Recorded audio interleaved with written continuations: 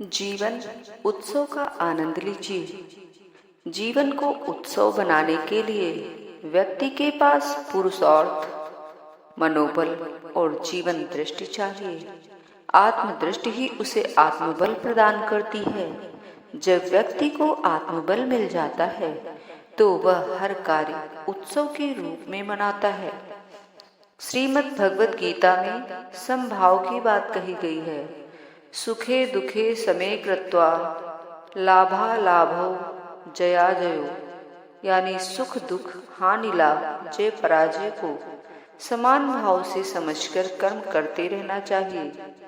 जीवन में प्रभु को समर्पित होकर समभाव रखने वाले व्यक्ति ही सफल होते हैं।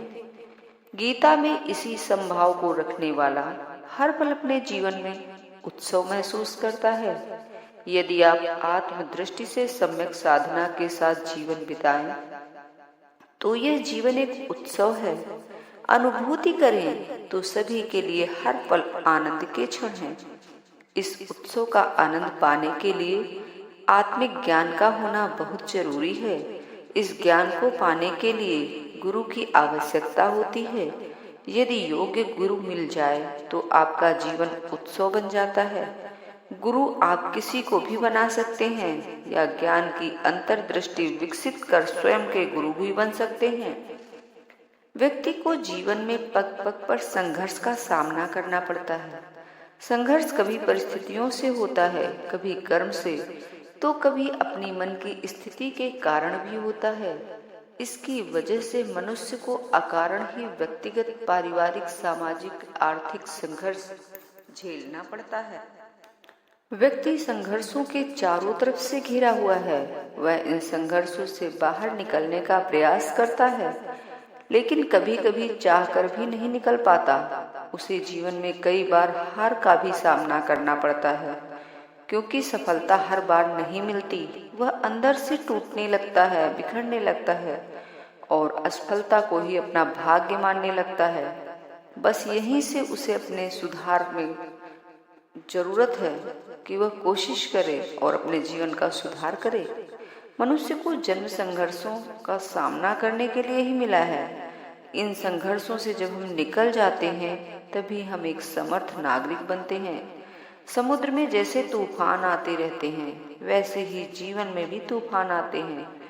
जो व्यक्ति धैर्य, ज्ञान, विद्या के प्रशिक्षण से पूर्ण प्रशिक्षित है, वह इस जीवन के तूफान रूपी खेल में सफल हो जाते हैं। बाकी लोग हार जीत, मान अपमान, आशा निराशा और हानि लाभ के द्वंद्वों के बीच झूलते रहते हैं। जीवन में हमेशा जीत ही जीत की आशा नहीं करें। हार जीत दोनों एक सिक्के के दो पहलू हैं। दोनों ही आते जाते रहते हैं। भविष्य में हारने, असफलता पाने की आशंका से मन पहले से दुखी कर लेना उससे भी बड़ी असफलता है। जीवन को उत्सव बनाने के लिए व्यक्ति के पास पुरुषार्थ, मनोबल और जीवन दृष्टि चाहिए। उसकी आत्मदृष्टि ही उसे आत्मबल प्रदान करती है। जब व्यक्ति को आत्मबल मिल जाता है तो वह हर कार्य उत्सव के रूप में मनाता है। जीवन में हार जीत की चिंता किए बिना व्यक्ति जब अपने हर कर्म ईश्वर के चरणों में अर्पित करता चला जाता है, तब वह निश्चित ही सफलता और यश का भागीदार भी होता है। असंभव की सोच और हार के भय में अगर व्यक्ति रहता है तो हर असफलता में टूटकर बिखरता चला जाता है। इस मन स्थिति से ही बचने की आवश्यकता है।